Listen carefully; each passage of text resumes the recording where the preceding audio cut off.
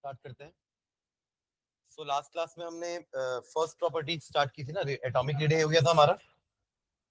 हाँ, बाकी सारे हमने 12-13 पॉइंट्स लिखे थे जो general characteristic D block element की, कि D block elements hard metals हैं एक्सेप्ट मर्क्यूरी, है ना।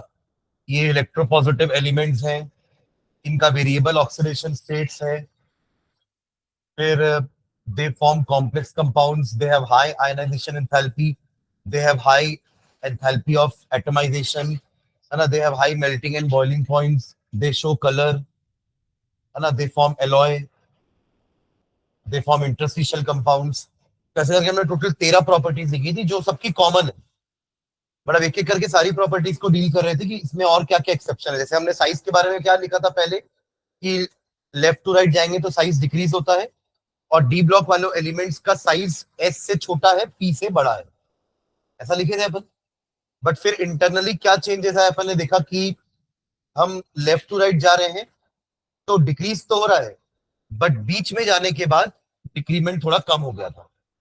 उसका रीजन अपन लिखे थे कि नंबर ऑफ इलेक्ट्रॉन्स डी में बढ़ रहे थे, तो शील्डिंग इफेक्ट बढ़ रहा था, जिसके कारण the last orbital got repelled from the inner orbital, है ना। n-1 का डी एन एस को रिपेल करेगा। ये अपन जनरल बात कर रहे हैं, क्योंकि पहली ट्रांजिशन सीरीज में ये काम 3 का डी करेगा 4 के एस के साथ, सेकेंड ऑर्बिट में ये काम 4 का डी करेगा 5 के एस के साथ, थर्ड में ये काम 5 का डी करेगा 6 के एस के साथ, और 6 का डी करेगा 7 के एस के साथ। ये चारों सीरीज में होने वाला है। मिडवे तक साइज डिक्रीज होगा, मिडवे के बाद साइज डिक्रीज हो रहा है, बट वो डिक्रीमेंट बहुत ही कम है। और उसका रीजन है कि क्योंकि इसके अंदर इलेक्ट्रॉन्स भरते जा रहा है, तो शील्डिंग इफेक्ट बढ़ रहा है, और ये अपने आउटर ऑर्बिट को क्या कर रहा है, रिपेल कर रहा है। और अगर आउटर ऑर्बिट रिपेल होकर आगे चला गया तो वो न्यूक्लियस से दूर हो गया, यानी कि साइज बढ़ गया, यानी कि घट नहीं रहा है। समझ रहे हैं क्या? हालांकि न्यूक्लियर चार्ज भी बढ़ रहा है, इसलिए हमको डिक्रीमेंट ज्यादा होता हुआ दिख नहीं रहा है। ठीक है, ये एक रीजन था। दूसरा रीजन अपन ने और क्या पढ़ा था एटॉमिक रेडियस में, कि ऊपर से नीचे आएंगे तो एटॉमिक रेडियस इंक्रीज होता है।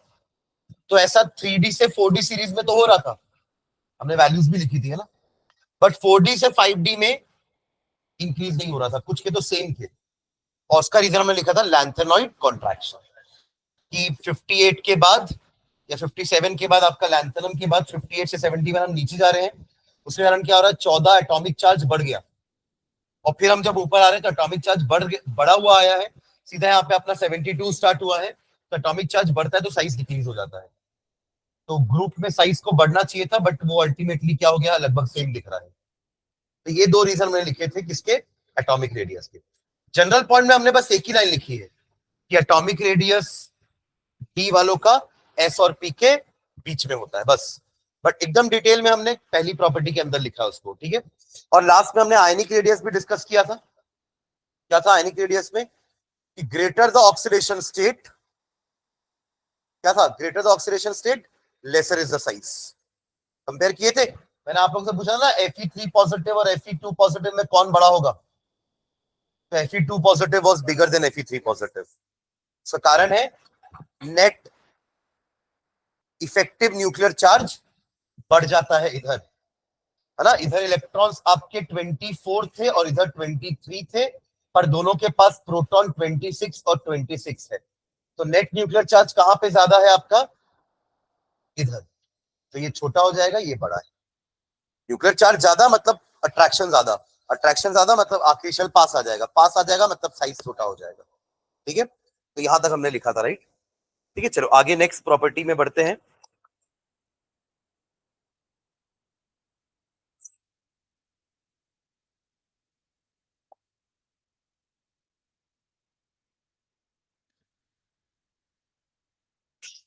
लिखेंगे metallic character, metallic character.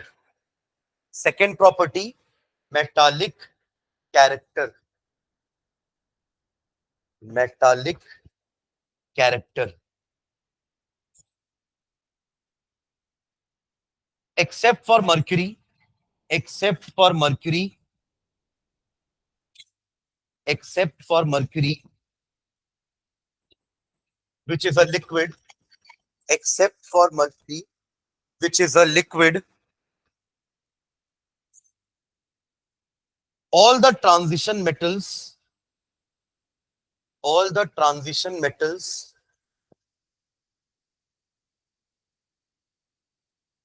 show typical metallic properties.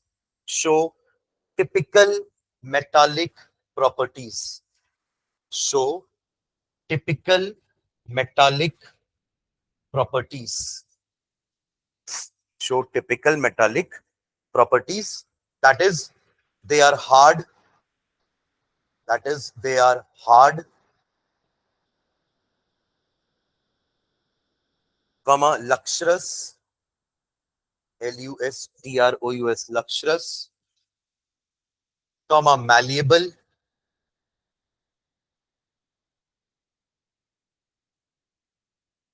comma, ductile,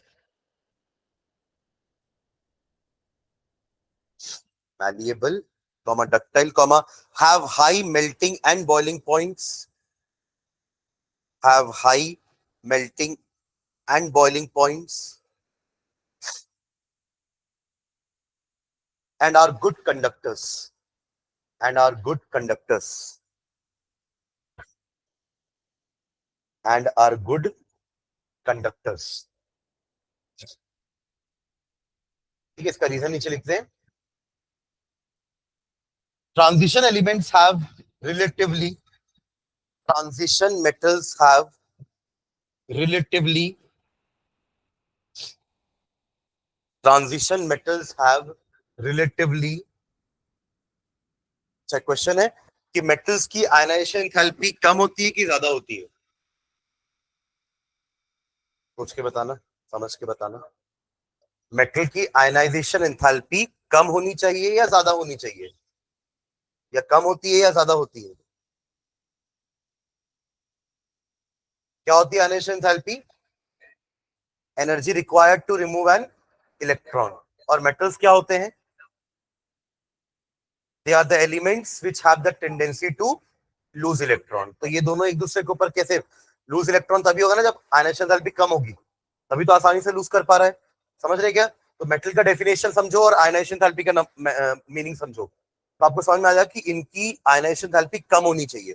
अगर ज्यादा होगी तो फिर इनकी टेंडेंसी कैसे हुई लॉस करने की? तब तो आपको बहुत ज्यादा एनर्जी देनी पड़ेगी ना एक इलेक्ट्रॉन को बाहर निकालने में, विच इज वेरी डिफिकल्ट. ठीक है, ओके. तो relatively low ionization enthalpies, relatively low ionization enthalpies, and have one or two electrons, and have one or two electrons in their outermost shell, in their outermost shell, one or two electrons in their outermost shell. तब तो NS1 NS2 ही है ना? क्या बोलते हैं? अगर 3D भरा रहा है तो 4s तो 1 और 2 ही चलता रहता है जो आउटर मोस्ट है. तो ये एक या दो इलेक्ट्रॉन है तो कम एनर्जी में रिमूव हो जाते हैं क्योंकि इनका आयनाइजेशन एंथैल्पी कमी है. That is why they are metallic. ठीक है, full stop. As a result metallic bonds are formed. As a result metallic bonds are formed. As a result metallic bonds are formed. उस दिन मैंने metallic bond बना के दिखाया था ना कैसे कर्नल होते हैं. आपका एक ब्लॉक ऑफ एलिमेंट है जिसमें पॉजिटिव कर्नल्स होते हैं और बीच बीच में इलेक्ट्रॉन्स है, and that is also free, sea of free electrons, समंदर है फ्री इलेक्ट्रॉन का.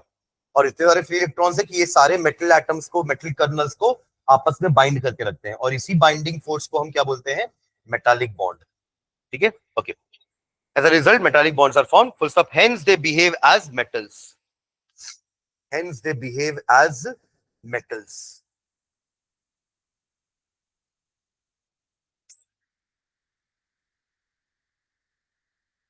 Full stop. Also,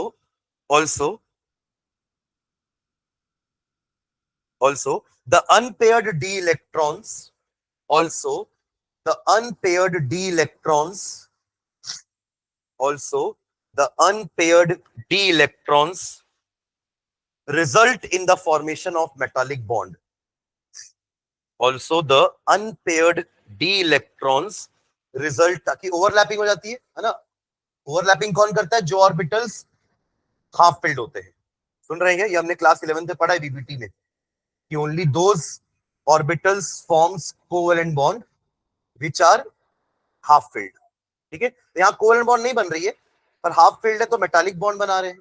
ठीक है, हाँ. तो result is the formation of metallic bond. हाँ, formation of metallic bond. Stop. Greater the number of unpaired d electrons, greater the number of unpaired d electrons, greater the number of unpaired d electrons, stronger is the bonding. इस line को underline करना. Greater the number of unpaired d electrons, stronger is the bonding. Stronger is the bonding due to the overlapping of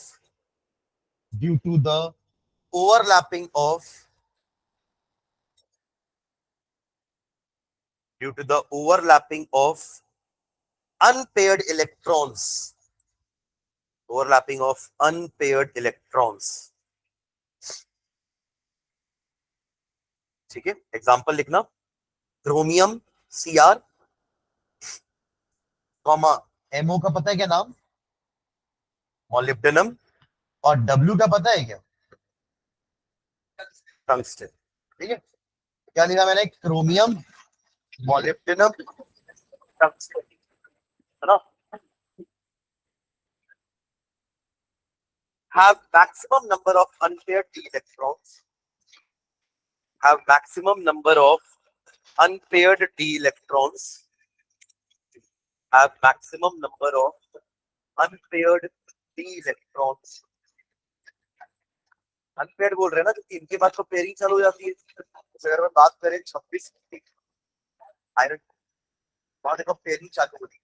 पहले 5 25 तक तो पहले इधर आ गया 5, 26वां कहाँ जाएगा? अब पेयरिंग चालू हो जाएगी ना डी की.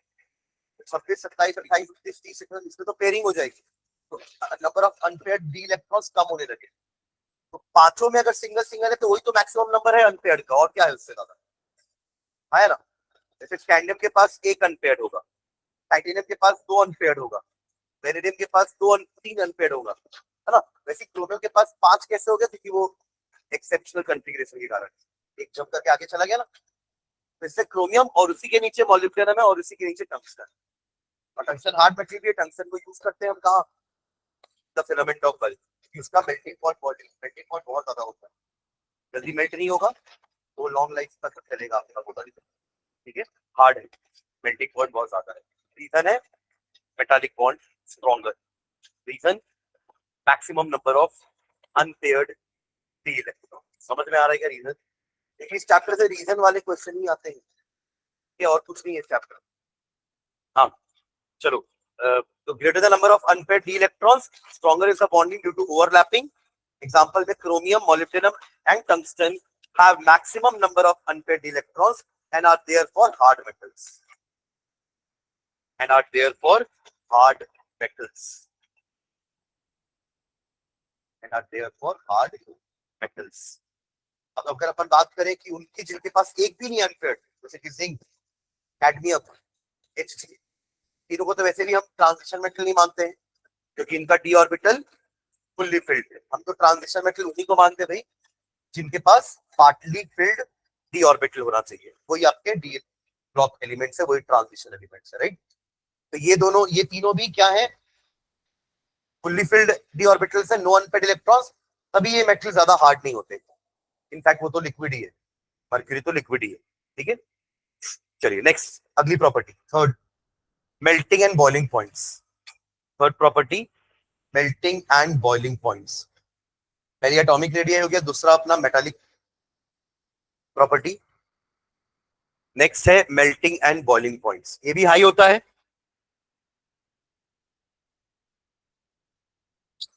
अब ये वाली प्रॉपर्टी कहीं ना कहीं इस प्रॉपर्टी से जुड़ी हुई है, सेकंड वाली प्रॉपर्टी से. क्योंकि मेटालिक बॉन्ड स्ट्रॉन्गर होगी तो मेल्टिंग पॉइंट ज्यादा होगा. मेटालिक बॉन्ड वीकर होगी, मेटालिक बॉन्डिंग वीकर होगी तो मेटालिक मेल्टिंग पॉइंट कम हो जाएगा. ठीक है, देखना Transition metals have very high melting and boiling points. Transition metals have very high melting and boiling points.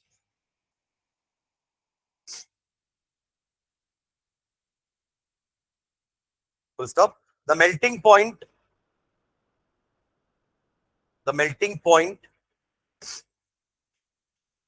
rise to a maximum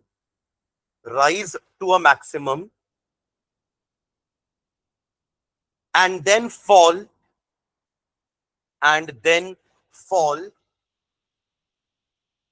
as the atomic number increases.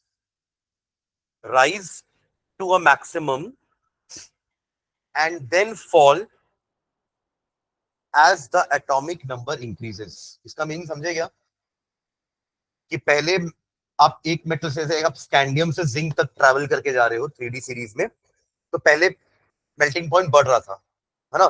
Scandium से titanium में melting point बढ़ा, titanium से vanadium में melting point और बढ़ा, vanadium से chromium में और बढ़ा, फिर जैसे जैसे अपन और आगे बढ़ते गए ना तो ये डिक्रीज होने लग गया. तो first rise to a maximum, then fall as the atomic number increases. Reason, हाँ, अनपेड इलेक्ट्रॉन्स कम हो रहे हैं तो मेटालिक बॉन्डिंग वीकर होती जा रही है. मैंने बोला ना कि ये प्रॉपर्टी पिछली प्रॉपर्टी से रिलेट करेंगे हम, ये क्योंकि मेल्टिंग पॉइंट उनका ज्यादा होगा जिनकी मेटालिक बॉन्ड स्ट्रॉन्गर होगी, और आगे जाने के बाद तो पेयरिंग होनी चालू होगी ना, तो पेयरिंग होगी तो मेटालिक बॉन्ड वीकर होती जाएगी. ठीक है, रिलेटिवली. हाँ, चलिए लिखेंगे क्या लिखे, rise to maximum and then fall as the atomic number increases. इसका रीजन लिखना, एक्सप्लेनेशन रीजन नीचे. Strong metallic bonds between atoms, strong metallic bonds between the atoms, strong metallic bonds between the atoms of these elements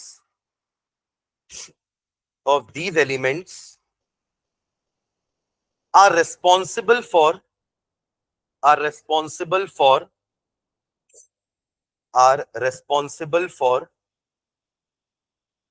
high melting and boiling points. High melting and boiling points.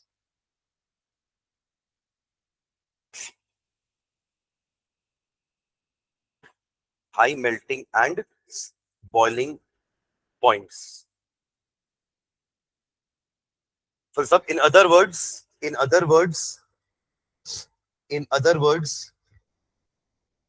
have high enthalpies of atomization.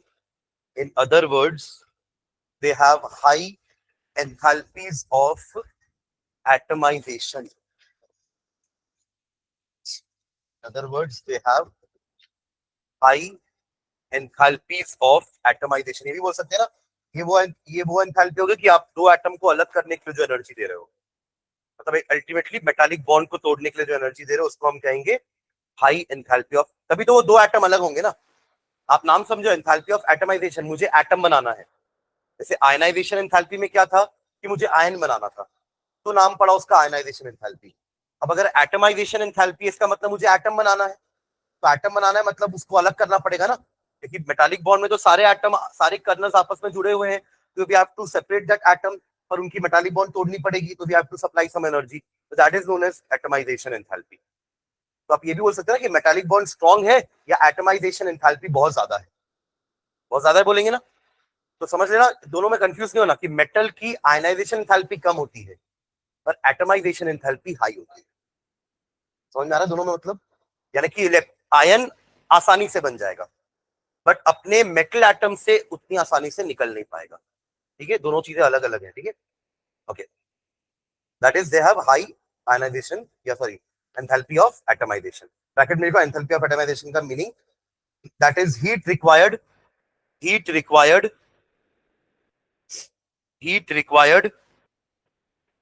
to break the metal lattice. Heat required to break the metal lattice. समझ गए क्या, metal lattice.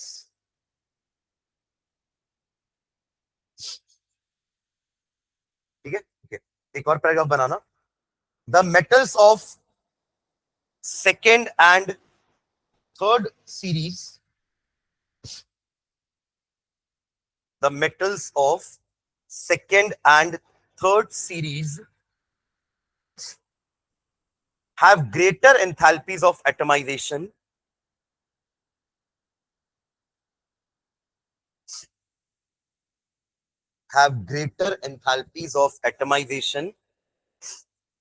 than the corresponding elements of first series.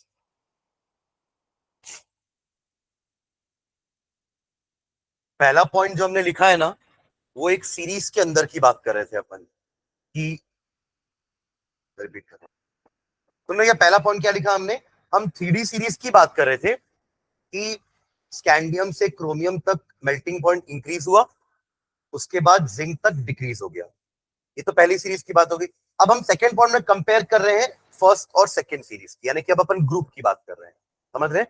अगर आप ऊपर से नीचे आ रहे हो तो मेल्टिंग पॉइंट का क्या हो रहा है, ठीक है? तो क्या लिखा हमने अभी कि the metals of second and third series have higher या greater enthalpies of atomisation than the corresponding element of first series. मतलब 3D सीरीज का एटमाइजेशन कम है, 4D का ज्यादा है, 5D का ज्यादा है। ये लिखे हैं, कहने का मतलब 4D 5D वाले का मेल्टिंग पॉइंट और ज्यादा होगा, क्या बोलते हैं, है ना? 4D 5D सीरीज का मेल्टिंग पॉइंट और ज्यादा होगा, ठीक है? Full stop. This is due to more frequent this is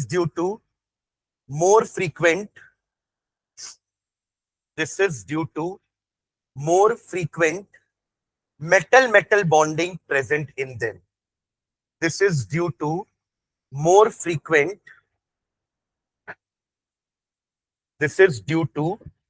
frequent metal metal bonding present in them.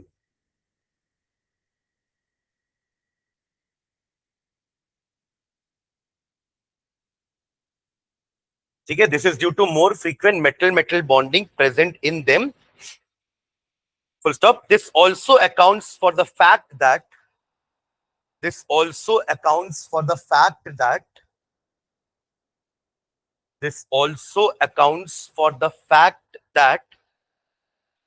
there occurs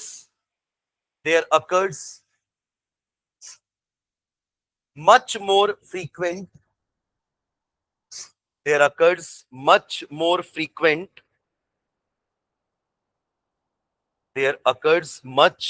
frequent metal metal bonding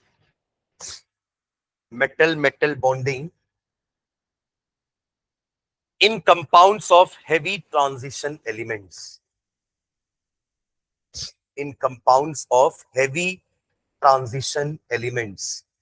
एक आप मास भी रिलेट कर सकते हो इससे, है ना, कि मास भी बढ़ रहा है तो भी आपका फोर्स ऑफ अट्रैक्शन बढ़ेगा। सुन रहे हैं क्या? तो अगर हम 3D सीरीज की बात करेंगे तो इनके मेल्टिंग पॉइंट 4D सीरीज से कम होते हैं और 4D के मेल्टिंग पॉइंट 5D सीरीज से कम होते हैं। और विद इन द सीरीज कैसे होता है वो भी हम देख लिए। पहले वो अपर तक राइज होगा, मतलब मिडिल एलिमेंट्स तक, मैक्सिमम तक जाएगा, और मिडिल के बाद जब पेयरिंग होनी चालू हो जाएगी, मेटालिक बॉन्ड थोड़ी सी वीकर हो जाएगी, तो वो फॉल भी करेगा। तो हर सीरीज का इंटरनल ग्राफ तो ऐसे ही बनेगा, बट अब इन ग्राफ को अगर जब मिला दिया जाए तो ये ग्राफ तीनों के ऐसे बनेंगे। तो ऊपर वाला कौन सा है, 4D का कि 5D का कि 3D का? 5D का। तो नीचे वाला 3D का ग्राफ होगा, ऊपर वाला 4D का, और उसके ऊपर वाला 5D का। सुन रहे हैं क्या? समझ गए ना? तो इंडिविजुअली वो कैसे कर रहे हैं, पहले मैक्सिमम तक जा रहे हैं फिर नीचे आ रहे हैं। पर अगर हम एक एक सीरीज को कंपेयर करें तो जैसे जैसे हम हेवियर मेटल में जा रहे हैं ना, उनका मेटालिक बॉन्ड और स्ट्रॉन्गर होता जा रहा है। एक तरह से हेवीनेस भी बोल सकते हैं कि मेटल का मास बढ़ते जा रहा है तो भी उनकी मेटालिक बॉन्डिंग स्ट्रॉन्गर होती जा रही है, ठीक है? ओके, एक एग्जांपल लिखना नीचे, एग्जांपल लिखना। 3D सीरीज को थोड़ा सा इलैबोरेट करते हैं। in 3D series,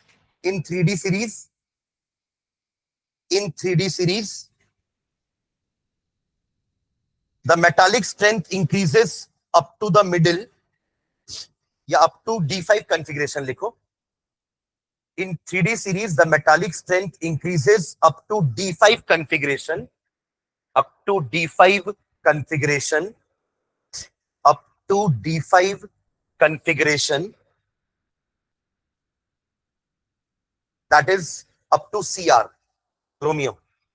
हालांकि मैंगनीज में भी 5 होते हैं ना, बट मैंगनीज का थोड़ा अलग बिहेवियर, एक्सेप्शन है मैंगनीज। मैंगनीज का भी क्रोमियम जितने होना चाहिए था, क्योंकि इसके पास भी 5 अनपेयर्ड है, इसके पास भी 5 अनपेयर्ड है, बट इसके 5 अनपेयर्ड हुए हैं एक इलेक्ट्रॉन जंप करके, उसके पहले से ही 5 है ना। उसका रीजन अपन लिखेंगे कि Mn का क्यों नीचे है, ठीक है, वो भी एक एक्सेप्शन में आ जाएगा, ठीक है। तो that is still Cr, full stop. After Cr यानी कि after chromium, after Cr the number of unpaired electron goes on decreasing, the number of unpaired electron goes on decreasing after Cr, the unpaired electron goes on decreasing। जैसे कि iron में 4 है, फिर iron के बाद क्या था, कोबाल्ट में 3 है, निकल में 2 है, कॉपर में एक नहीं बोलना है ही नहीं, जम करेगा ना, तो कॉपर में भी नहीं है और जिंक में भी नहीं है। आप देख रहे हैं डिक्रीज हो रहा है number of unpaired d electrons, ठीक है, ओके। तो goes on decreasing, full stop. accordingly the melting point decrease after Cr, melting point decrease after Cr, melting point decrease after Cr। और पूरे डी ब्लॉक में सबसे ज्यादा मेल्टिंग पॉइंट टंगस्टन का ही है, W, तभी उसी को यूज कर रहे हैं अपन, ठीक है। चलो एक रीजन अपन Mn के लिए भी लिखेंगे, लिखना Mn के लिए एक रीजन नोट करके लिखो, नोट Mn मैंगनीज, Mn आपका मैंगनीज एंड जस्ट मैंगनीज के नीचे एक और एलिमेंट है जिसका नाम है टेक्नीशियम। स्पेलिंग लिखना TECHNETIUM, टेक्नीशियम, TECHNETIUM। इसका सिंबल है TC, capital T small c। ये जस्ट मैंगनीज के नीचे है, तो इसके पास भी 5 इलेक्ट्रॉन है, मैंगनीज के पास भी 5 है, और इनके जस्ट पहले वाले में 5 हुए हैं because of more stable configuration, जैसे कि क्रोमियम ना। और क्रोमियम के नीचे क्या है अपना, मोलिब्डेनम। अपन लिखे थे क्रोमियम, मोलिब्डेनम और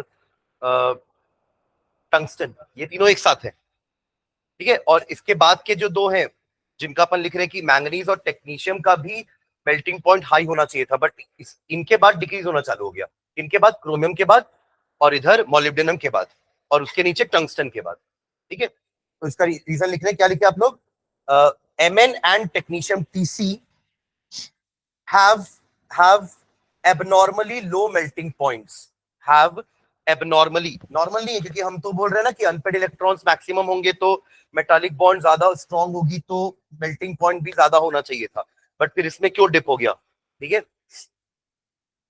तो एबनॉर्मलिटी ही है ये, है ना, एबनॉर्मली लो मेल्टिंग पॉइंट्स, ठीक है। हाइफन डाल के लिखना इसका रीजन।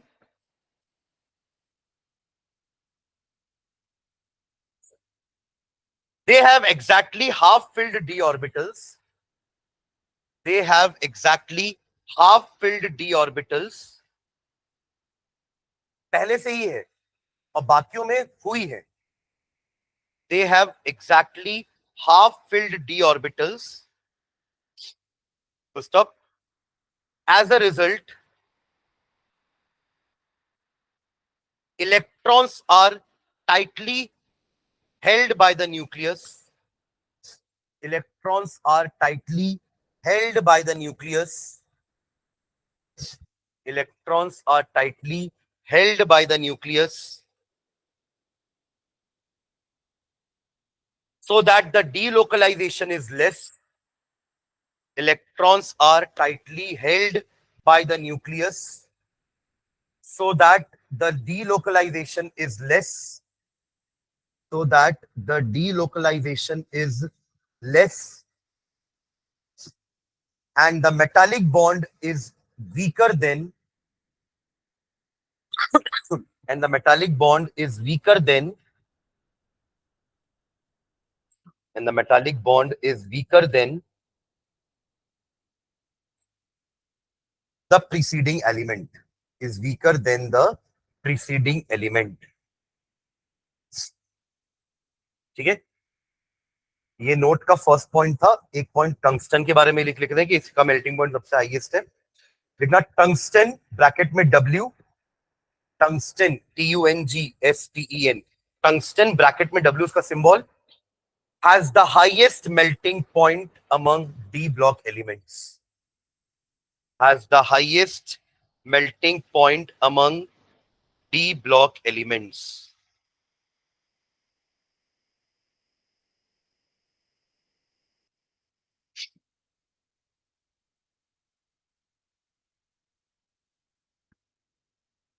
काम नहीं कर रहा है.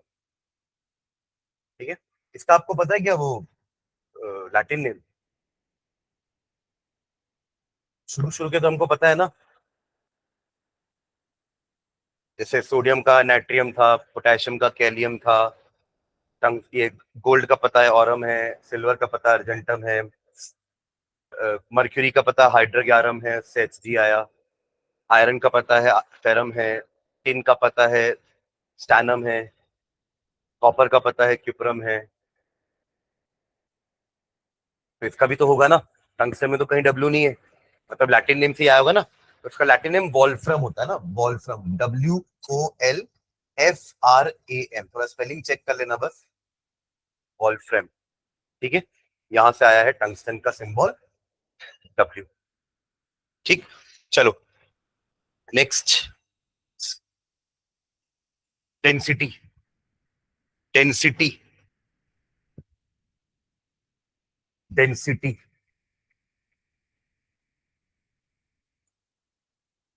लिखना इसमें आइफन डाल के. As we move along a transition series, as we move along a transition series,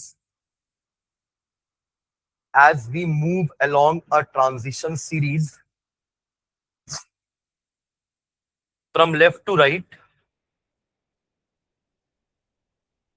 from left to right, the atomic radii, the atomic radii बंद हो जाएगा, बंद हो जाएगा.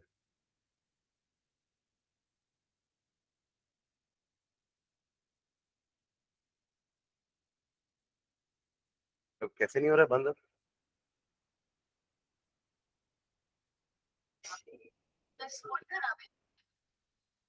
नहीं, रिमोट कैसे, मतलब रिमोट का बैटरी डाउन होगा तो और कैसे खराबी होगी? 22-24 कर दे उसको.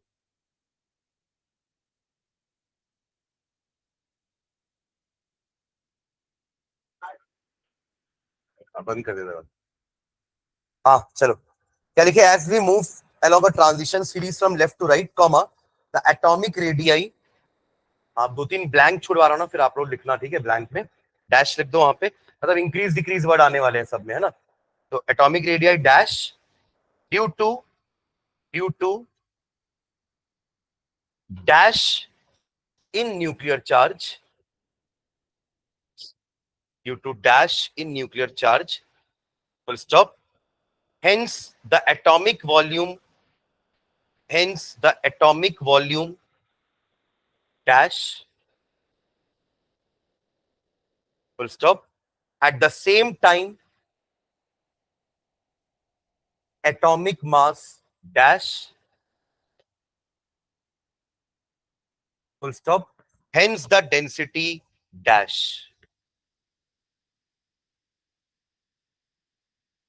ठीक है, फिर से रिपीट कर रहा हूं पूरा.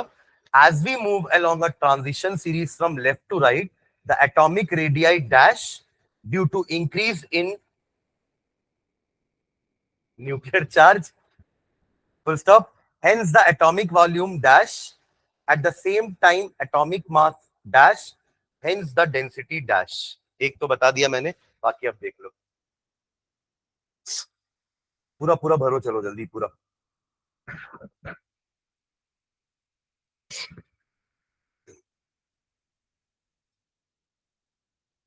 एटॉमिक रेडियस प्रॉपर्टी पढ़ चुके हैं अपन, लेफ्ट टू राइट क्या होता है हमको पता है ना? और अब एटॉमिक रेडियस आपका डिक्रीज हो रहा है, लेफ्ट टू राइट डिक्रीज होता है, ठीक है? न्यूक्लियर चार्ज बढ़ रहा है इसलिए डिक्रीज होता है, ठीक है। उसके बाद क्या लिखा हमने, अब अगर रेडियस डिक्रीज हो रहा है तो वॉल्यूम का क्या होगा, वॉल्यूम भी डिक्रीज होगा ना। अरे छोटा हो रहा है तो डिक्रीज नहीं होगा, वॉल्यूम मतलब क्या होता है, स्पेस ऑक्यूपाइड, है ना। तो आपका अगर रेडियस कम हो रहा है तो वॉल्यूम कम होगा, ठीक है। आप याद रखो अपन को क्या बनाना है, अपन को डेंसिटी बताना है ना, मास अपॉन वॉल्यूम, सुन रहे हैं क्या। तो अब इतना तो पता चलेगा कि वॉल्यूम डिक्रीज हो रहा है और मीनवाइल मास इंक्रीज हो रहा है। Meanwhile at the same time atomic mass increases, hence the density increases। क्योंकि देखो ये डिक्रीज हो रहा है तो भी डेंसिटी बढ़ेगा, मास इंक्रीज हो रहा है तो भी डेंसिटी बढ़ रहा है, both the factors are increasing the density। समझ रहे हैं क्या, डेंसिटी और वॉल्यूम तो इनवर्सली प्रोपोर्शनल है ना, तो अगर वॉल्यूम डिक्रीज हो रहा है तो डेंसिटी बढ़ेगा, और मास से डायरेक्टली प्रोपोर्शनल है तो मास बढ़ेगा तो भी डेंसिटी बढ़ेगा, तो अल्टीमेटली डेंसिटी इंक्रीजेस। तो लेफ्ट राइट समझ गए क्या, डेंसिटी इंक्रीजेस, ठीक है। एक नोट में लिख लो किसका सबसे ज्यादा डेंसिटी, किसका सबसे लोएस्ट डेंसिटी है, लिखेंगे।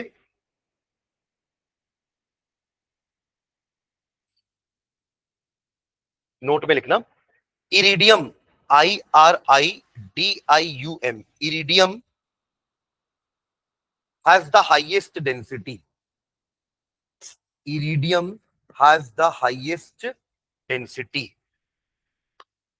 iridium, इसका symbol IR, capital I small r, has the highest density, whereas lowest बता सकते हो, यस करो। आपने बोला ना लेफ्ट टू राइट इंक्रीज हो रहा है, मतलब लेफ्ट मोस्ट सारे सबसे कम वाले होंगे, तो अपने पास चार ऑप्शन आ गए, स्कैंडियम और उसके नीचे नीचे वाले, और ऊपर से नीचे तो वॉल्यूम बढ़ रहा है ना, वॉल्यूम बढ़ेगा, साइज बढ़ रहा है ना, साइज बढ़ा तो डेंसिटी कम होगी, समझ रहे हैं क्या, पर मास भी बढ़ रहा है नीचे आ रहे तो ना। स्कैंडियम सबसे लीस्ट डेंस होता है, सबसे पहला वही है ना, देख लो, scandium is the, scandium has the lowest density, scandium has the lowest density,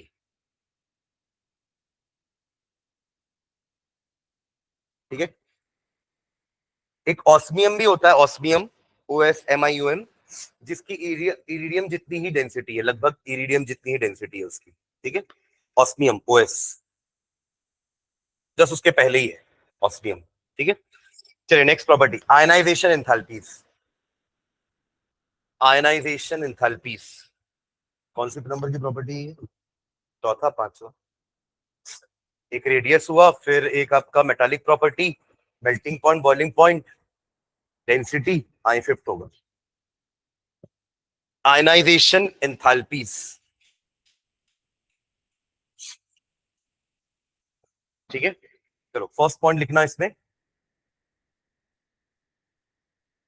it lies between, it lies between, first ionisation enthalpy लिखना, sorry, first ionisation enthalpies lie between, del I H1 से denote करते हैं ना, del I H1, first ionisation enthalpy को del I H1 बोलते हैं, second ionisation enthalpy को del I H2 and so on, successive ionization enthalpies. तो first ionisation enthalpy lie between S and P block elements, lie between S and P block elements। इनको जब भी अपन लिखते हैं ना, स्मॉल s और small p लिखते हैं, तब ब्लॉक के नाम स्मॉल लेटर्स में है, small s, small p, small d, small f, ठीक है। Between S and P block elements, full stop। The ionization enthalpy gradually, the ionization enthalpy gradually, क्या होगा, left to right ionisation enthalpy बढ़ती है कि कम होती है, हम इतना तो पढ़े ना क्लास 11th में, लेफ्ट टू राइट कम होगी कि बढ़ेगी, कैसे,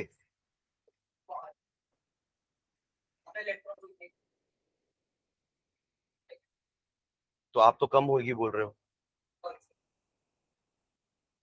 लेफ्ट टू राइट जाएंगे तो बढ़नी चाहिए ना, तब तो उधर आपके नॉन मेटल्स हैं, और नॉन मेटल्स उतनी आसानी से इलेक्ट्रॉन लूज नहीं करेंगे क्योंकि उनकी आयनाइजेशन एंथैल्पी बहुत हाई होती है, ऊपर से नीचे आयनाइजेशन एंथैल्पी डिक्रीज होती है, left to right ionisation enthalpy increase होती है। तभी अपन ने बात की थी कि caesium is the most electropositive element, caesium अपना इलेक्ट्रॉन सबसे जल्दी लूज करेगा, ठीक है। हाँ, तो ionisation enthalpy gradually increases, the ionization enthalpy gradually increases with increase in atomic number.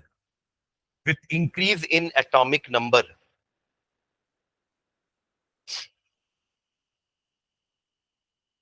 Though there are some irregularities, थोड़ी बहुत irregularity है वो हम डिस्कस करेंगे एक एक करके. Though there are some irregularities. इस एटॉमिक रेडियस में कुछ irregularities थी, वैसे इसमें भी कुछ irregularities होंगी. Though there are some irregularities. ठीक है. अब रीजन लिखते हैं कि देखो ये तो हम याद रखने के लिए कर लिए कि लेफ्ट टू राइट जाओगे तो मेटल से नॉन मेटल पहुंचोगे, इसलिए आयनाइजेशन एंथैल्पी इंक्रीज हो रही है. बट एक्चुअली रीजन क्या है? न्यूक्लियर चार्ज का बढ़ना, एटम का छोटा होना, आखिरी शेल का न्यूक्लियस के पास आना, अट्रैक्शन फोर्स बढ़ना, तो ज्यादा एनर्जी देनी पड़ेगी इलेक्ट्रॉन को बाहर निकालने के लिए. ये एग्जैक्ट रीजन है. ठीक है. तो लिखो इसका नीचे reason. The increasing ionisation enthalpy, the increasing ionisation enthalpy, ये अभी ऊपर जो लाइन लिखी है उसका रीजन लिख रहे हैं. The increasing ionisation enthalpy is due to increased nuclear charge, is due to increased nuclear charge, is due to increased nuclear charge with increase in atomic number. The increasing ionization enthalpies is due to increased nuclear charge with increase in atomic number, which reduces the size of atom. Which reduces the size of atom, making the removal of, reduces the size of atom, making the removal of outer electron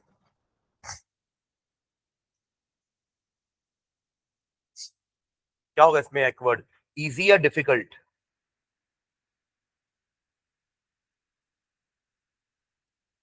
सब सोच के बताओ जल्दी से. Making the removal of outer electron easier की difficult? Size छोटा हो रहा है तो न्यूक्लियस के पास आ रहा है ना, तो अट्रैक्शन बढ़ जाएगा, तो कैसे इजियर होगा? डिफिकल्ट. डिफिकल्ट. ठीक है. डिफिकल्ट. देखो हम कई बार वो अपोजिट चार्जेस अट्रैक्ट वाली प्रॉपर्टी यूज करते हैं, बहुत कॉमन प्रॉपर्टी है वो. न्यूक्लियस हमें पता है कि इलेक्ट्रॉन को अट्रैक्ट करेगा ही, तो जितना पास आएगा इलेक्ट्रॉन और ज्यादा अट्रैक्ट होगा न्यूक्लियस से, जितना दूर जाएगा उतना कम अट्रैक्ट होगा, तो उतनी आसानी से निकल पाएगा. ठीक है. ओके. चलिए नेक्स्ट लाइन में लिखना. The irregular trend, the irregular trend, the irregular trend, the irregular trend in the 3D series, in the 3D series is due to the fact that the irregular trend in the 3D series is due to the fact that the removal of the electrons, due to the fact that the removal of electrons alters the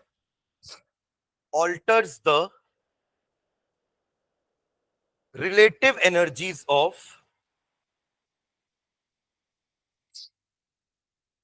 alters the relative energies of 4s and 3d orbitals.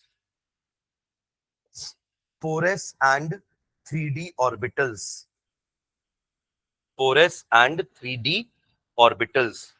After the removal of electron alters the relative energies of 4s and 3d orbitals. Full stop. Thus there is a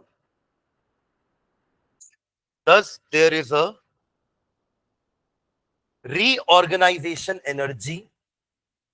Thus there is a reorganization energy मतलब एक electron remove होने के बाद आपस में कुछ energy में redistribute होते हैं एनर्जीज में. तो there is a reorganisation energy accompanying ionisation. Accompanying ionisation, ionisation तो हो ही रहा है, साथ में एनर्जी भी अपने आप को रीऑर्गेनाइज कर रही है. There is a reorganisation energy accompanying ionisation. Full stop. This result into the this result into the this results into the release of exchange energy. This results into the release of exchange energy. Exchange energy मतलब with in the orbital भी electron एक orbital से दूसरे orbital में jump करते हैं और उस समय जो एनर्जी रिलीज करते हैं दैट इज एक्सचेंज एनर्जी. तभी तो क्रोमियम और कॉपर ज्यादा स्टेबल कॉन्फ़िगरेशन वाले होते हैं ना, क्योंकि हाफ फिल्ड ऑर्बिटल में सबसे ज्यादा एक्सचेंज हो सकता है और फुल्ली फिल्ड ऑर्बिटल में सबसे ज्यादा एक्सचेंज हो सकता है. मतलब ऑर्बिटल अपने अंदर में ही, डीजेनरेट ऑर्बिटल में ही एक ऑर्बिटल से दूसरे ऑर्बिटल में पोजीशन एक्सचेंज करते रहेंगे, तो उससे वो एनर्जी रिलीज करते हैं, that is known as exchange energy. हाँ, विद क्या लिखे, this results into the increase of exchange energy which increases as the number of electrons increases. Release of exchange energy which increases as the number of electrons increases.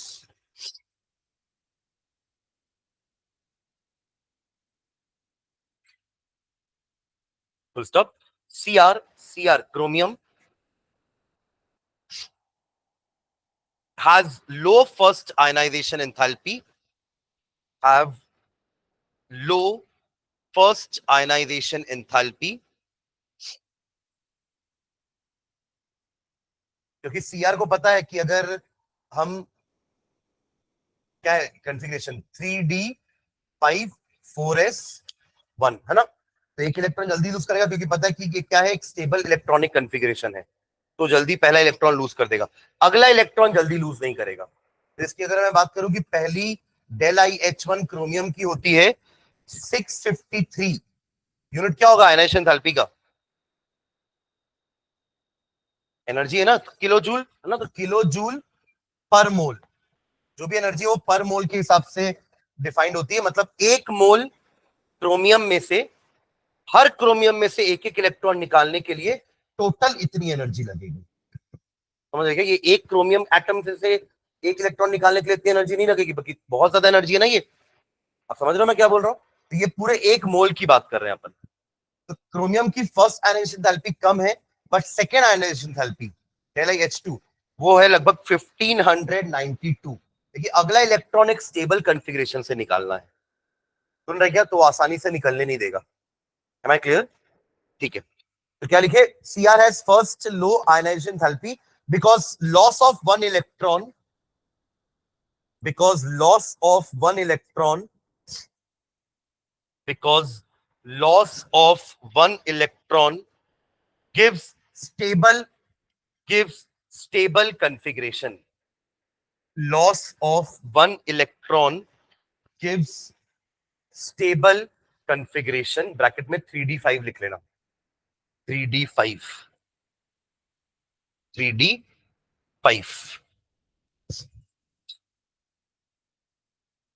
एक line और zinc के बारे में लिखना. Zinc, ये first point ही लिख रहे हैं क्या, लिखना इसमें, zinc has very high ionisation energy, zinc has very high ionisation energy,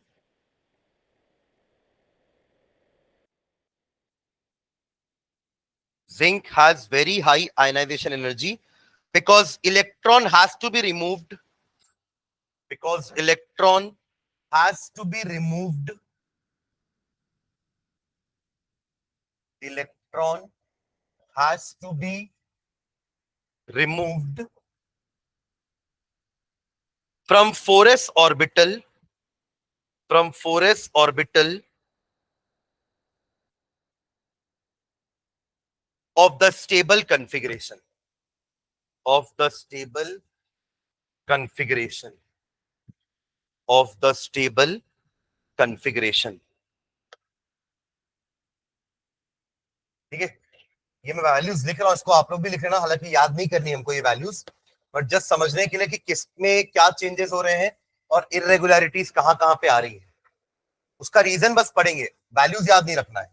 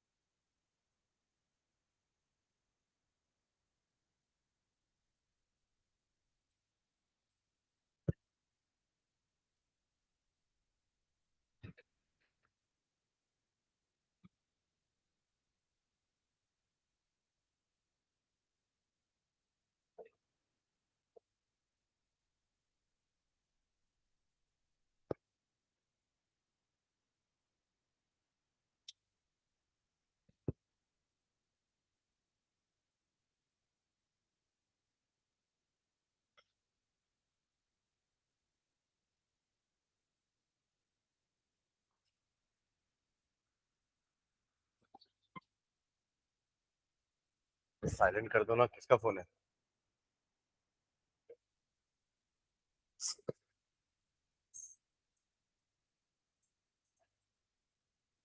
हुआ?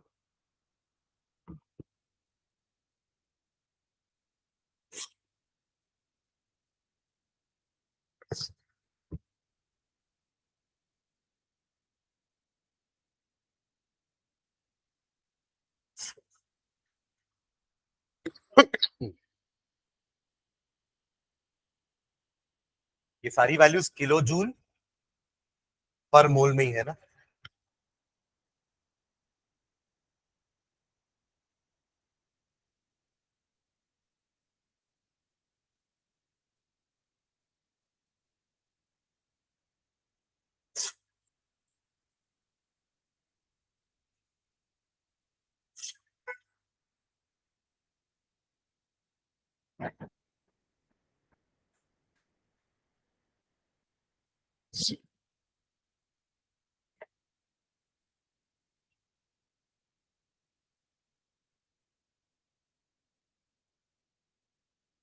ठीक है, फिर बोल रहा हूँ ये वैल्यू याद नहीं रखनी है, ठीक है हमें, बस थोड़ा सा समझने के लिए कि कैसे डिक्रीज हो रही है, कहाँ इंक्रीज हो रही है।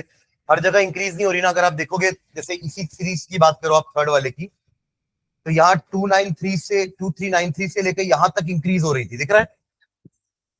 26 हुई, 28 हुई, 29 हुई, 32 हुई, यहाँ ये 29 हो गई, हालांकि फिर आगे 32 है। तो यहाँ ऐसा क्यों हुआ कि IE3, रीजन यहां से आता है, देखो, give reason why IE3 of iron is less than IE3 of manganese. समझ गए क्वेश्चन? हाँ, तो उसका रीजन अपन को क्या कॉन्फ़िगरेशन से पता चलेगा कि थर्ड आयनाइजेशन एंथैल्पी में इलेक्ट्रॉन निकालना आयरन में आसान होगा, क्योंकि इसकी कॉन्फ़िगरेशन स्टेबल हो रही होगी। आप आयरन की कॉन्फ़िगरेशन लिख के देखना क्या होती है आयरन की configuration, 3D5 4S,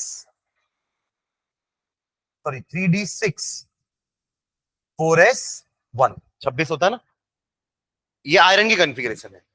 iron 2 positive की क्या होगी, 3D5, है ना? और मैंगनीज की भी देखते हैं, Mn का 25, 3D5 4S2, और Mn2 पॉजिटिव होगा तो 3D5।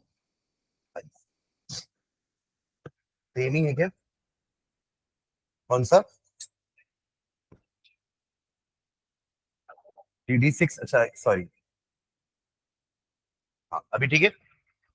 हाँ अब समझो, Mn2 पॉजिटिव का कंफिग्रेशन स्टेबल है ना, ये तो देखो, मैं इस वाले चेंज की बात कर रहा हूं, ठीक है, इस वाले चेंज की, कि अच्छा वाला इंक्रीज होते हुए जा रहा था बट यहाँ डिक्रीज हो गया, इसी को बोल रहे हैं कि there is a irregularity in the series. ऐसा सिर्फ आप एक बार में नहीं बोल सकते कि लेफ्ट टू राइट इंक्रीज हो रहा और चलो नेक्स्ट प्रॉपर्टी में बढ़ जाते हैं, नहीं। अगर आप इंटरनली जाएंगे तो देर आर सम एक्सेप्शंस, यहां तक पूरा इंक्रीज हो रहा था लेफ्ट टू राइट बट यहाँ पे डिक्रीज हो गया। अब उसका रीजन, वो भी कौन सी एनर्जी एंथैल्पी, थर्ड, यानी कि तीसरे इलेक्ट्रॉन निकालने के लिए जो एनर्जी देनी पड़ रही है। अब देखो Mn का 2 पॉजिटिव ये होता है और Fe का 2 पॉजिटिव ये होता है, करेक्ट।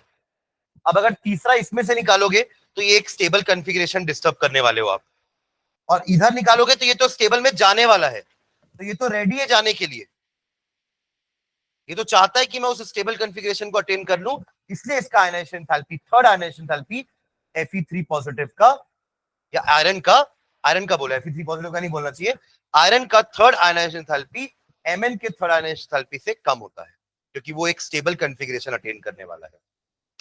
क्लियर है? तो ऐसे टाइप के क्वेश्चन अपन और देखेंगे इसमें ही। हाँ, वो भी ज्यादा होगा, हाँ वो भी ज्यादा होगा, ठीक है, क्योंकि वो भी तो स्टेप, अभी तो अपन लिखे ना जिंक के बारे में, तो अभी लिखे अपन कि जिंक का कॉन्फ़िगरेशन स्टेबल है, 3d10 4s2 पूरा भरा हुआ है ऑर्बिट सारे, तो इसमें से भी एक इलेक्ट्रॉन निकालना मुश्किल है, इसलिए इसका पहला आयनाइजेशन एंथैल्पी हाई होता है 906, ठीक है। तो ठीक है, इसके बारे में अपन और कुछ पॉइंट्स लिखेंगे आयनाइजेशन एंथैल्पी के बारे में नेक्स्ट क्लास में, तो ये टेबल को रेफर करके लिखेंगे, सुन रहे हैं क्या? अपन टेबल की वैल्यूज याद नहीं रखेंगे बट चेक करते रहेंगे कि हाँ ये वैल्यू कम ज्यादा हो रही है, ठीक है।